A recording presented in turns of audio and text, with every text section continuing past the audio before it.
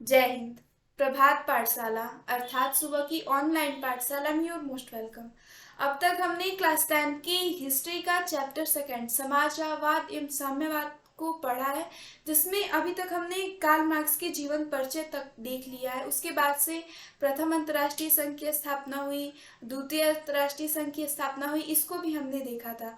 द्वितीय अंतर्राष्ट्रीय संघ की स्थापना 1889 ईस्वी में हुई थी और इसके बाद से ही मजदूर दिवस मनाने की शुरुआत हो गई।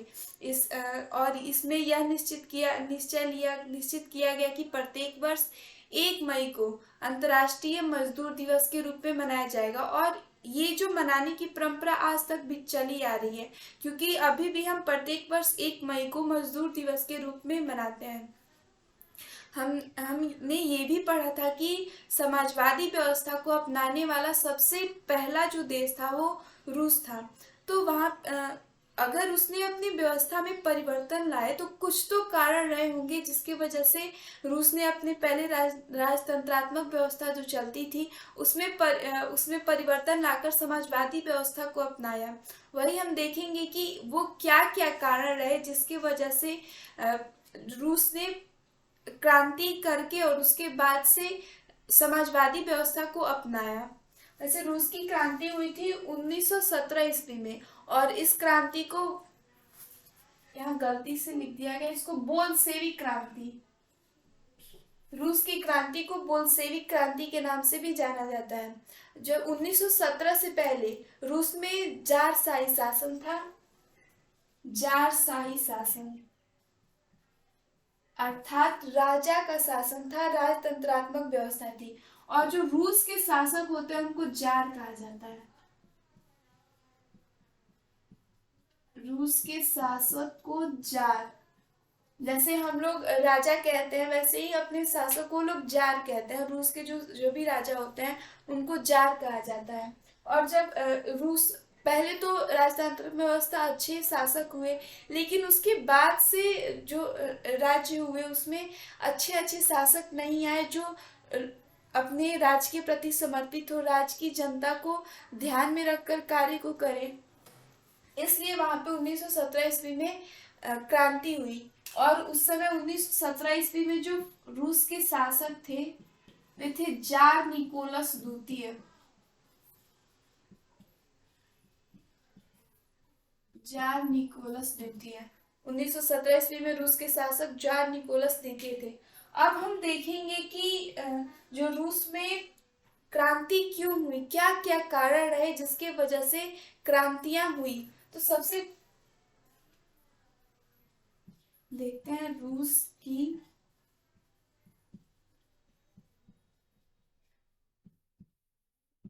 क्रांति के कारण। उसमें सबसे कई सारे कारण थे। उसमें सबसे पहले हम देखते हैं कि शासकों की निरंकुशता।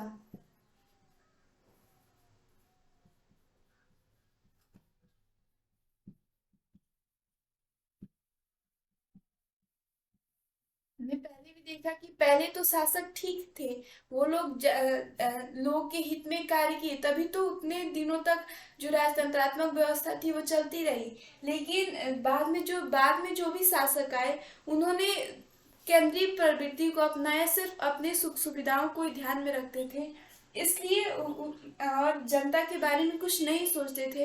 ये एक बहुत ही बड़ा कारण बना रूस की क्रांति का, क्योंकि जो देश होता है वो जनता से ही चलता हो। और अगर उस देश की जनता में असंतोष की भावना रहेगी, उनका शोषण होगा, तो क्रांति करेंगे ही, क्योंकि कब तक कोई शोषण को सहेगा। इसलिए जात की निरंकुश नीति के कारण लोग संगठित हुए, उनके अंदर विरोध की भावना थी जो कई दिनों से दबी दबी आई और 1917 ईस्वी में प्रस्फुटित हो गई, और जो एक बहुत ही बड़ा क्रांति का रूप ले लिया। दूसरा जो कारण आता है वो कृषकों की दयनीय स्थिति। कृषकों की दयनीय स्थिति।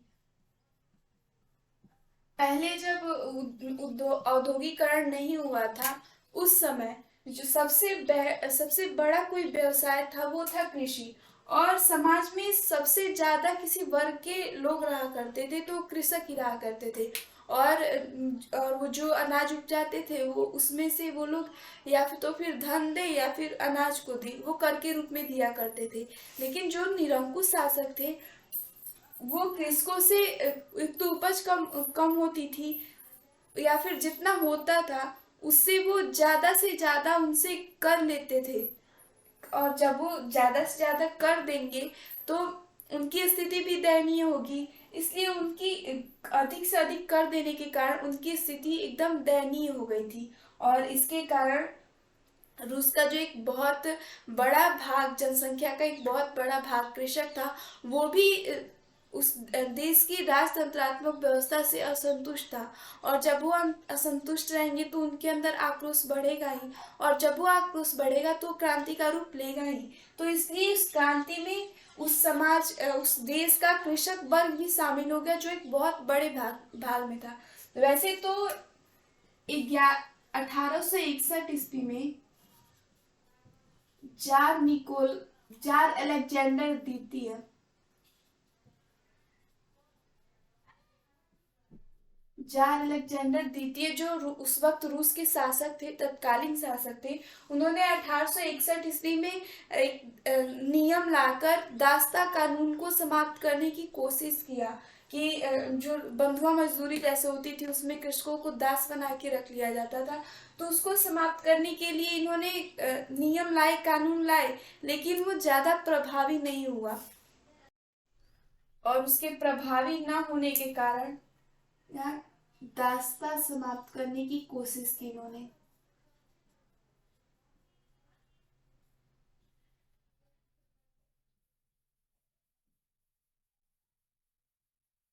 इन्होंने दास्ता समाप्त करने का प्रयास किया, लेकिन वो अच्छा प्रभावी नहीं हो पाया। इसलिए कृषकों की स्थिति वैसी जस की तस बनी रही। और इसलिए कृषकों का एक बड़ा भाग क्रांति में शामिल हो गया। अगला जो कारण था वो था मजदूरों की दयनीय स्थिति। मजदूर भी उस समय मजदूरों की दयनीय स्थिति हम देखते ही हैं कि ये वही समय था कार्ल मार्क्स के पहले। इसके पहले थोड़े वर्ष पहले ही तो कार्ल मार्क्स थे।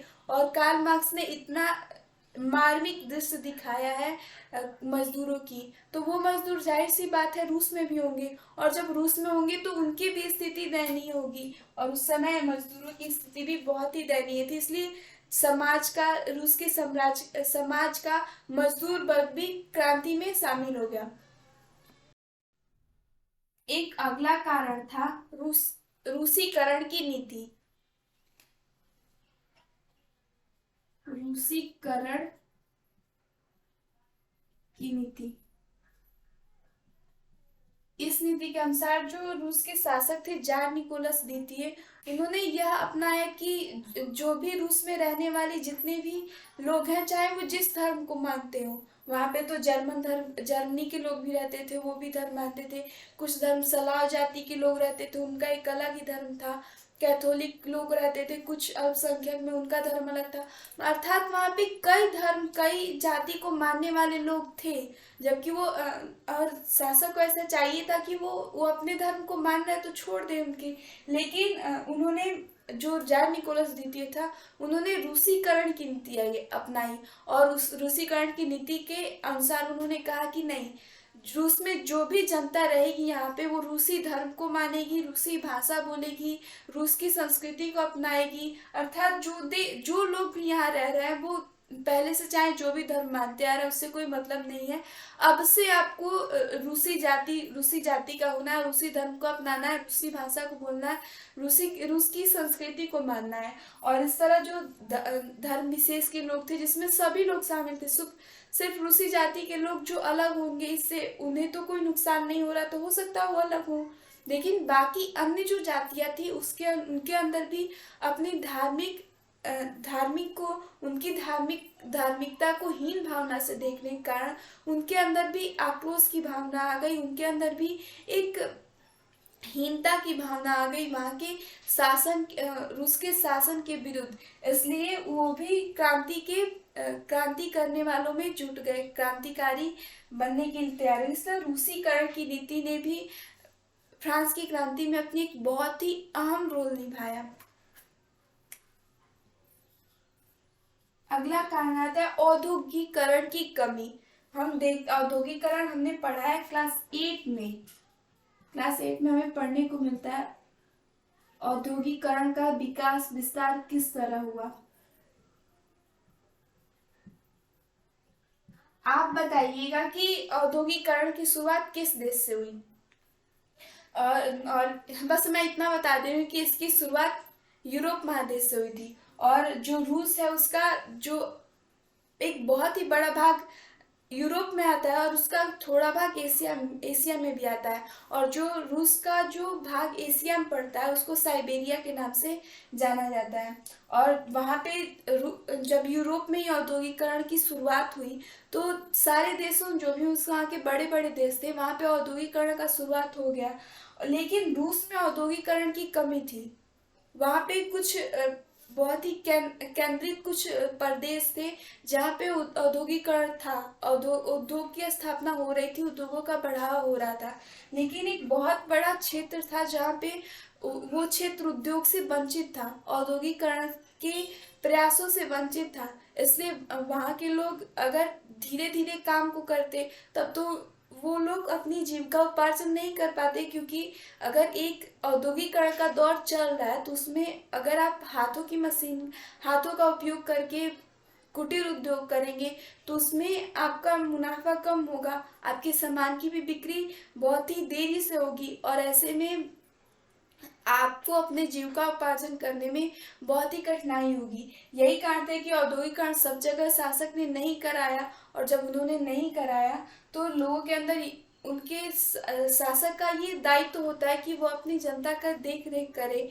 और जब उन्होंने ऐसा नहीं किया तो अन्य जो निम्न वर्ग के लोग थे जो जिनको जो औद्योगिकरण की नीति से वंचित थे और वो उससे बहुत ही ज्यादा प्रभावित हो रहे थे, वो भी क्रांति उनके अंदर भी क्रांति की भावना आ गई। अगला कारण था विदेश विदेशी घटनाओं का प्रभाव। विदेशी घटनाओं का प्रभाव 1905 ईस्वी में रूस और जापान के बीच क्रीमिया युद्ध हुआ था। 1905 ईस्वी में क्रीमिया युद्ध।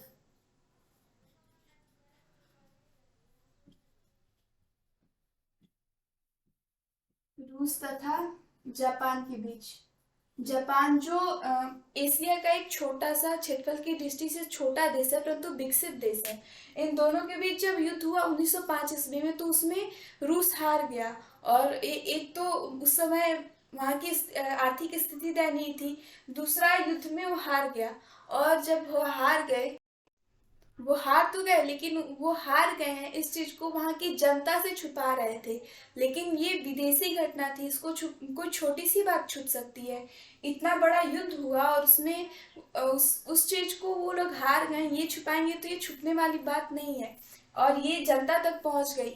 और जब जनता देखी कि ये कहीं से भी हमें सुरक्षित नहीं रख पा रहे हैं, ना आंतरिक रूप से हमें अच्छे से रख पा रहे हैं, और विदेशी जो जो विदेश की जो सेना है उससे भी हार जा रहे हैं, ऐसे में तो वो किसी भी किसी भी परिस्थिति में वो हमें सुरक्षित नहीं कर पा रहा है। जबकि राजा का तो यही कर्तव्य है कि वो अपने राज्य को सुरक्षित रखे, राज्य की जनता को सुरक्षित रखे। और जब जनता देखी कि कहीं से भी हमारी जो भी उम्मीदें हैं, आशाएं उस पे खरा नहीं उतर रहे हैं, हर जगह इनको विफलता ही मिल रही है। तो इस और ऊपर से उस समय पूरे देश में भूखमरी फैली हुई थी, लोगों को वक्त वक्त का भोजन भी नहीं मिल पा रहा था, क्योंकि जो युद्ध हुआ था उसमें बहुत सारे, एक तो पहले से ही स्थिति दयनीय थी और युद्ध में उनके बहुत सारे नुकसान हो गया था आर्थिक रूप से भी।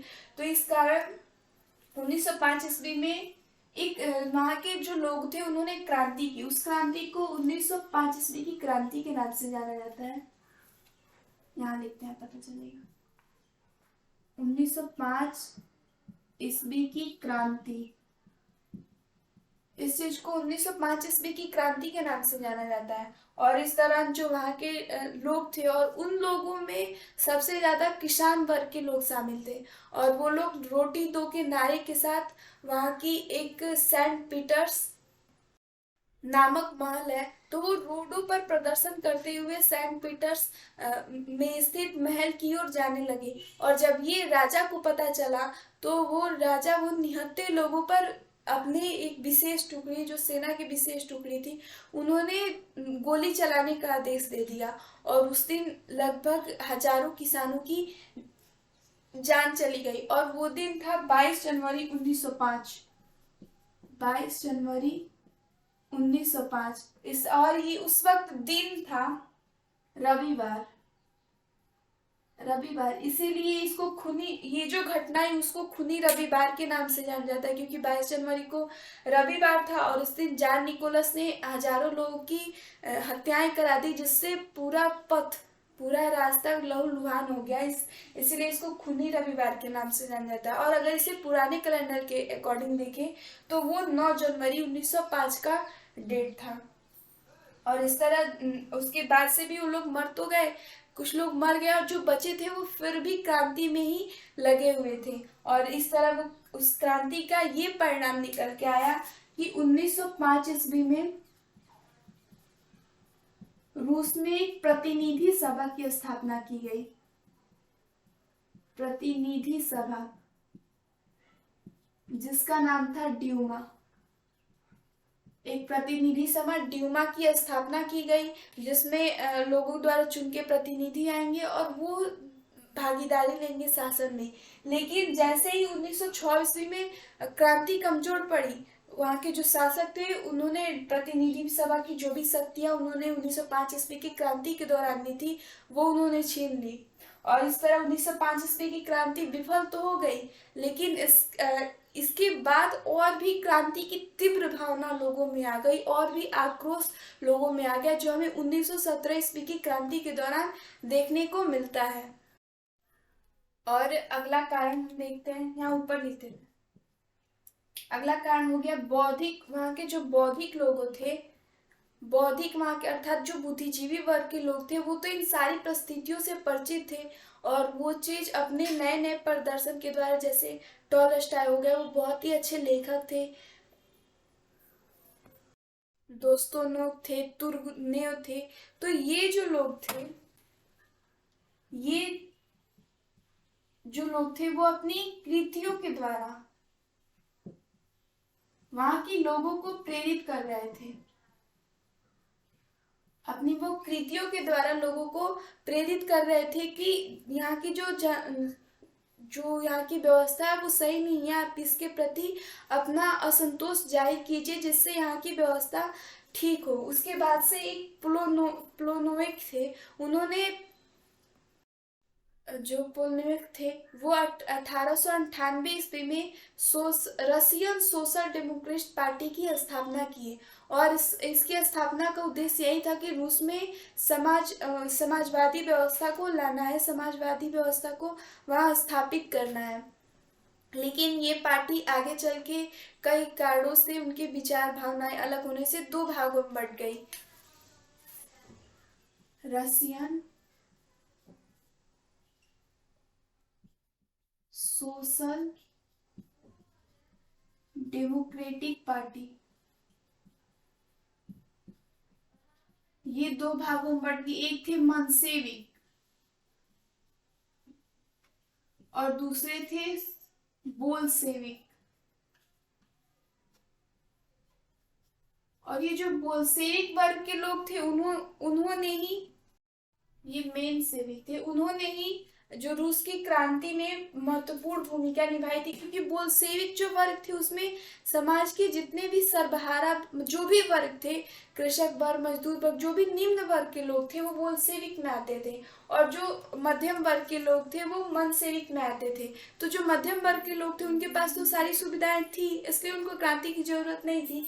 लेकिन बोल्शेविक वर्ग बहुत ही वंचित था, इसीलिए उन बोल्शेविक वर्ग ने ही जो क्रांति, उसमें सबसे ज्यादा बोल्शेविक वर्ग ने अपना योगदान दिया। इसीलिए 1917 ईस्वी की क्रांति को बोल्शेविक क्रांति कहा जाता है। और इस तरह ये लोग अपनी क्रियाओं के द्वारा अपनी पार्टी स्थापना करके ये सब करके रूस की क्रांति में अपनी महत्वपूर्ण भूमिका निभाए। अब आगे हम देखेंगे कि नेक्स्ट पार्ट में कि रूस की क्रांति के तत्कालीन कारण क्या हुए और कैसे रूस की क्रांति हुई, उसका घटनाक्रम क्या था। तब तक के लिए दैट्स ऑल। जय हिंद।